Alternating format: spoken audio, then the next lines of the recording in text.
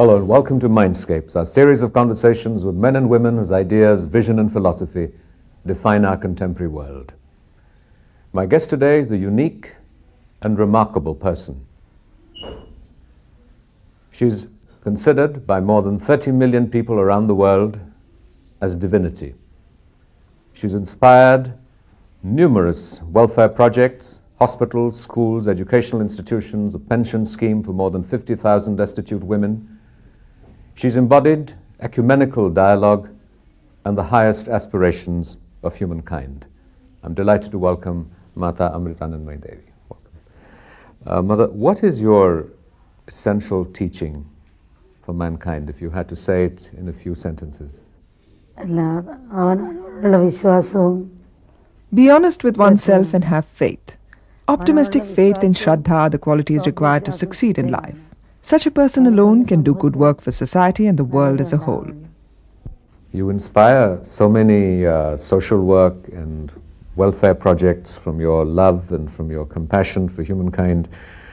In a world where there is so much immorality, there is so much corruption, how have you ensured that your many projects work so well and so efficiently?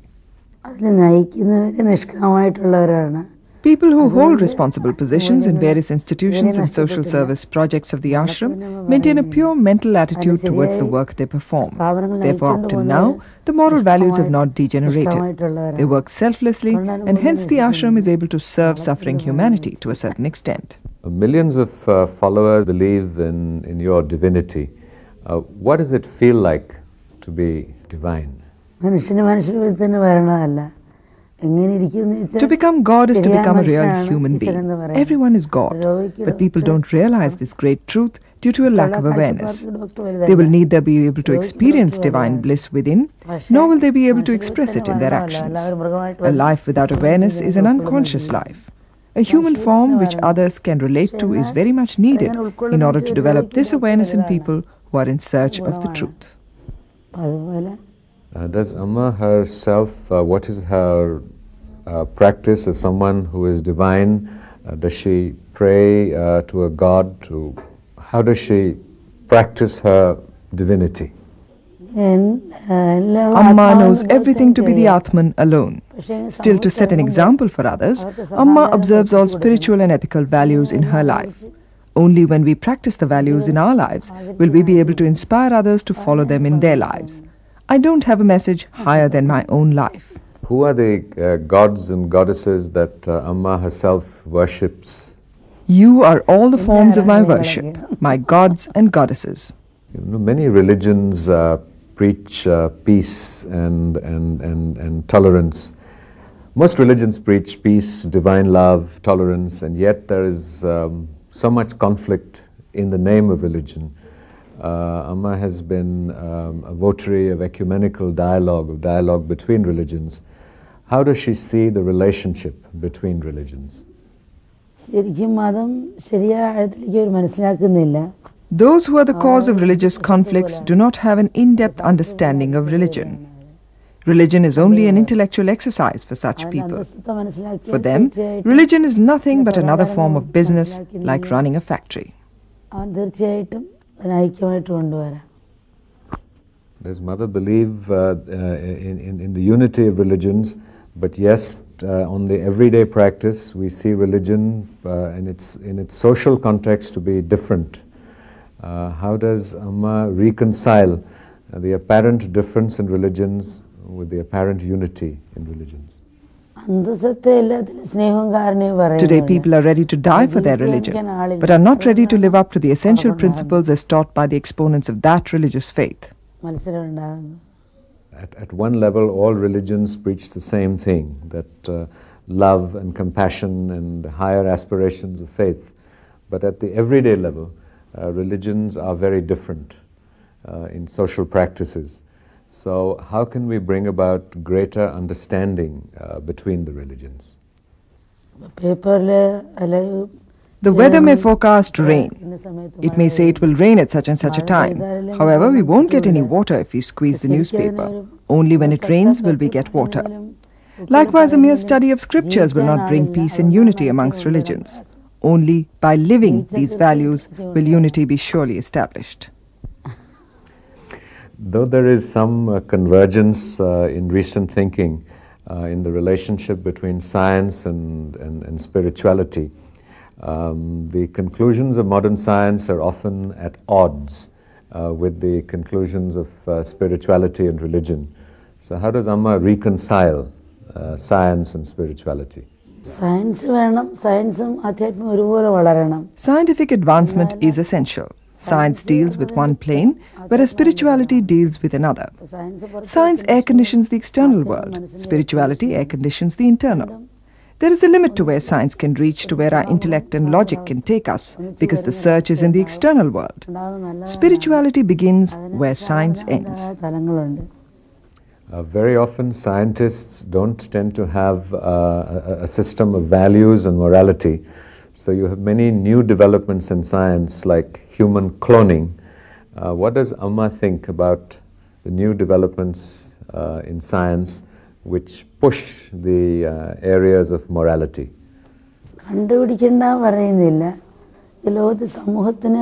I do not say that all new inventions and discoveries should be suspended. But before announcing to the world, such discoveries and inventions should be properly evaluated in the light of dharma and past experience. Only if they are beneficial to the world should they be introduced. It would be nice if scientists do only that which is useful and beneficial to society by considering the majority of feelings of people. Of course, morality and right conduct must be there. Similarly, it is satachar or right conduct and dharma that are the warp and weft of society. They are what maintain the balance and harmony of our society. Our scriptures talk about these principles. Peace and harmony will prevail when these scriptural dictums are properly understood and practiced in our day-to-day life.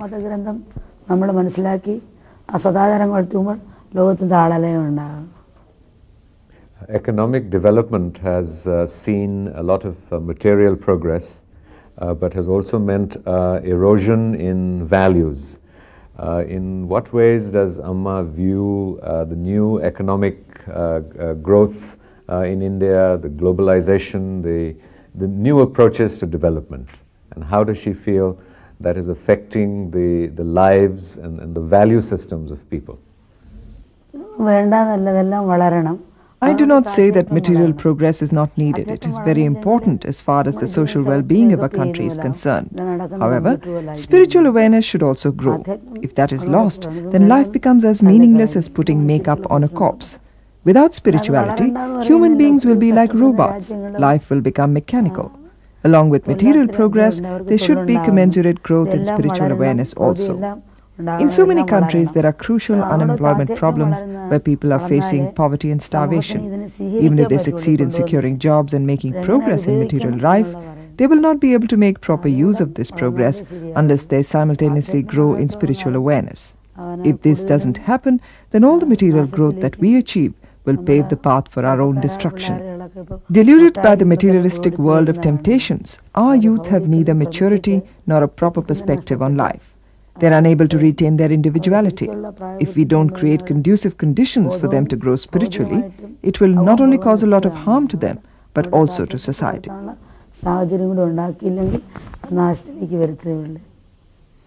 Is it necessary to believe in God to be a good human being and to be a compassionate, loving human being? God is nothing but divine qualities. If a person is loving and compassionate, truthful and righteous, he is a devotee of God, though he may be an atheist. This is my opinion. If there is a loving God, why is there so much human suffering, even if we are ignorant of God?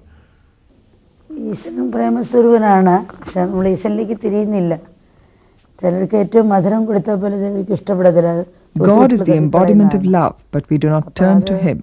Hence, there is suffering in life. There are some children who may spit out even the sweetest things given to them. They don't relish the taste. Suppose a person has a secret lover besides his wife. Such a person will not appreciate his wife even if she dresses up in the most beautiful way. We have to use soap to wash away and clean dirt from our bodies.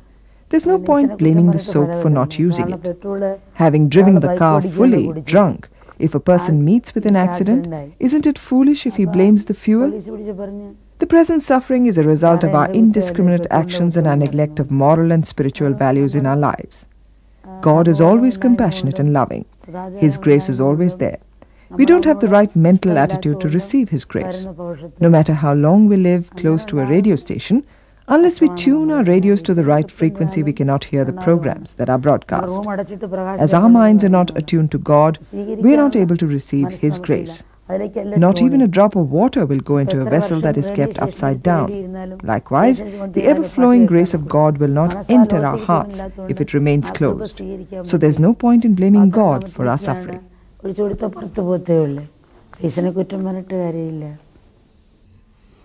Different religions see God differently. We have struggled in India with the issue of conversions, of people changing from one religion to the other. So what does Amma think about people from one religion changing their faith? Amma does not support conversion. Religion is something that should be chosen freely by each individual. It is not something that needs to be forced upon people. Amma is not for it. Amma believes in the conversion of mind from darkness to light. Those who do not dive deep into the essential principles of their religion will be misled and get converted. It will lead them to greater darkness. Many religions preach about God with only one form. However, Hinduism reveres everything in creation as God. Hindu faith can be compared to mathematics. It requires a bit of intelligence and subtle understanding to grasp the true principles. Due to this lack of understanding, many are being misled and exploited. They criticize idol worship in Hinduism. However, all religions in one way or another practice image worship. The Buddhists say that they are against idol worship, but there are huge statues of Buddhas in monasteries and incense sticks are lit in front of them. The Christians light candles in front of the image of Jesus or a cross and offer prayers. The Muslims offer namaz, looking in the direction of Mecca. They extol the divine qualities of God. So worshipping of divine qualities is something common to all religions. All the forms of God and goddesses in Hinduism have a very deep inner significance, which when understood properly will remove all confusion.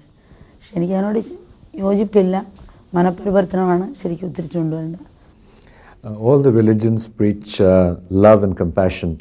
What is it that people like me can do to develop real love and real compassion for other human beings and other sentient beings? One should try to look into oneself. Then one will become aware of one's weaknesses and shortcomings. Looking into ourselves will enable us to experience beauty in the diversity, seeing the unity in everything.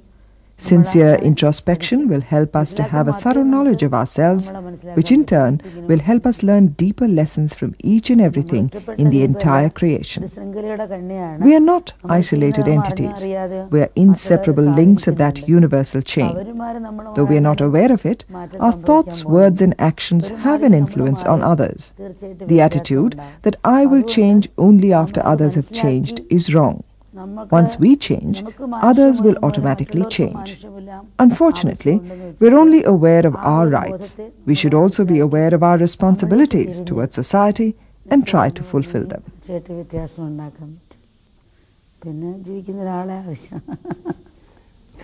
In our traditions in India, we have the most sophisticated sadhanas, of yoga and of training the mind. So what sadhana does Amma suggest to people? The same sadhana cannot be prescribed for everyone. It would be like a hotel where only a single dish is served. Only when a variety of food items are offered can the hotel cater to people with different tastes. Similarly, there are many paths: Bhakti Yoga, Jnana Yoga, Karma Yoga. Amma prescribes the path according to that person's samskara, mental constitution, inclination, intellectual growth, mental strength, situation and time. To cite an example, for patients who are suffering from the same disease, the doctor may prescribe an injection to some, give tablets to others, and yet he gives a tonic to some others. A student who's interested in becoming an engineer has to take mathematics as his main subject. Meditation is very beneficial, but each person's mental capacity also has to be taken into consideration. For example, general tonics are good for health. It may not be beneficial or effective if we take less than the prescribed dose. Drinking the whole bottle can also be dangerous. To get the maximum benefit, we have to take the right dose. In a similar manner, even though the goal of all spiritual practice is to turn towards God or one's own true self, meditation and other spiritual practices should be performed under the strict guidance of a spiritual master. How important does Amma feel that rituals are?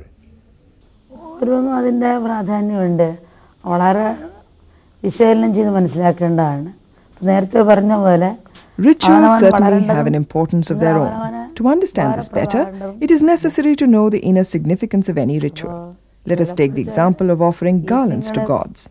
Some say intellectually that this is wrong or a waste of money. But there are so many positive aspects if we look at it from a different angle. First of all, planting a flower or a tree is good for the environment. The gardener gets a job, one who transports flowers to the market also earns a living, and it is a source of income for the person who strings the garland. And finally, the devotee who offers the garland to his beloved deity or guru gets a great deal of mental satisfaction. Certain actions, though they appear illogical, are logical at another level. Parents tell their children when they are small, "You will become blind if you tell lies." This in itself is a lie. Had this been true, there would have been a score of blind people in the world. However, this so-called lie helps the child to not tell lies, and at some point he realizes the value of truthfulness. Similarly, different rituals prescribed in religious texts are meant for the spiritual upliftment of people who belong to different mental caliber.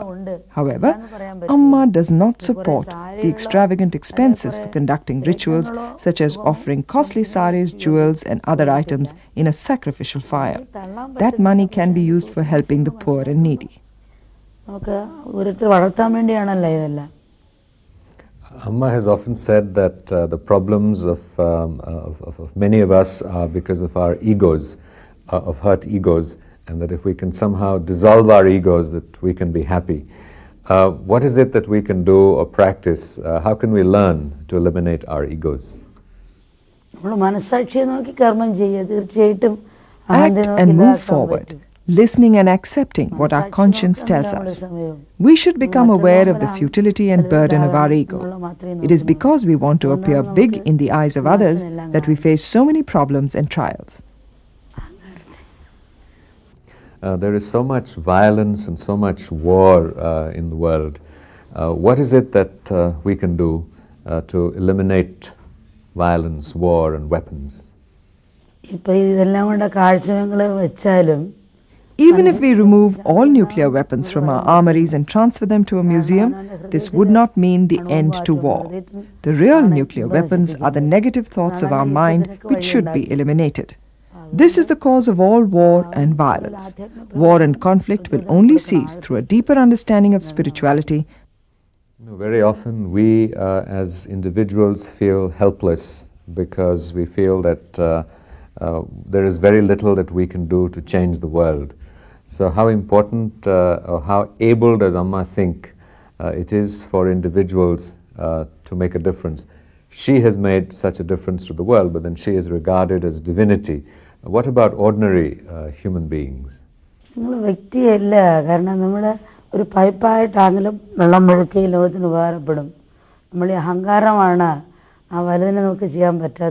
We are not limited individuals. We are the Atman, the embodiments of supreme consciousness. Through a pipe connected to a water tank, we can get all the water stored in the tank. Similarly, when we learn to be humble in all circumstances, the dormant spiritual energy will fully manifest and flow unhindered into every action that we perform. We will also come face to face with our own true spiritual self. When we put forth our efforts with an attitude of humility, enthusiasm, and optimistic faith, it will certainly bring about a change in society. Our identification with our infinite individuality, the body, mind, intellect, and ego limits us. When we transcend this wrong identification, the whole world becomes our own. നേരത്തെ ഒരു വളർന്ന സാഹചര്യം വായിച്ചുണ്ട്. അപ്പോൾ അവരൊക്കെ നോക്കിയിട്ടേ നമുക്ക് ഉപദേശിക്കാൻ പറ്റുള്ളൂ. അതുകൂടി പറയണേ അമ്മ. Amma, you travel the world, you address the United Nations, you talk to 30 million, 40 million followers around the world. What is it that you really want to say to them? What is your message that you want them to retain and practice and follow as your devotees? വിശ്വാസവും ശ്രദ്ധയും വിശ്വസ്തയും ശ്രദ്ധയും വളർത്തുക. അതാണ് ഏറ്റവും മൂല്യമായിട്ട് വേണ്ടത് ശരിക്കും. The most important values that need to be practiced are faith and awareness.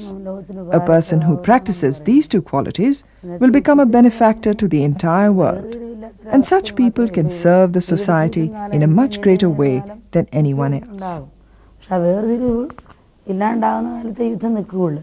അഥവാ നമ്മൾ യുദ്ധം നിന്നാലും ഈ മനുഷ്യൻ എവിടെ നിന്നാണ് യുദ്ധം തുടങ്ങിയ മനുഷ്യനാണെന്നാണല്ലോ. അപ്പോൾ അവന് സദാചാരങ്ങളും മൂല്യങ്ങളും മനസ്സിലാക്കി കൊടുക്കണം. അതിനുവേണ്ടി ആ തത്വങ്ങൾ ഉപദേശിക്കാനുള്ള ഇഷ്ടത്തവരിലും ആ മൂല്യങ്ങൾക്ക് കൂടുതൽ സ്ഥാനം കൊടുത്ത് പ്രചരിപ്പിച്ചാൽ നന്നായിരിക്കുന്നു. What are the techniques and practices that we can use to undo negative karma? Our tradition believes very much in the theory of karma, of impersonal cause and effect. And assuming there isn't sort of the divine, what is it that we can individually do? The past is like a cancelled check. Holding on to it is like hugging a corpse without letting it being buried. In a storage there will be good and bad fruits. You can choose the good ones and discard the bad ones. The storage place is not your bedroom. If you need to take something from storage, go in and take what you want and come out. Don't live there. Likewise, our past is like a storage place. Never live there. Past is the karma. If you need to go back there, it is okay, but learn to drop it and live in the present. What does Amma feel the mission is for the rest of her life on earth? What is the goal of the river but to flow? And does Amma think that does she plan to take rebirth, and in what form?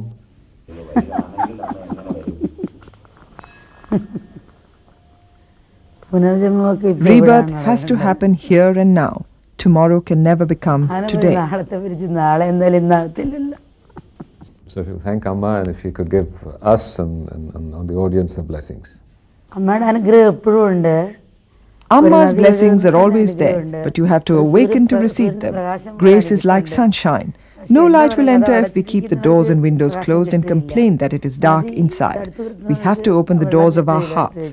It is easy to awaken a person who is asleep, but to awaken one who is pretending to be asleep is difficult. No matter how much advice is given, one has to awaken within to imbibe it.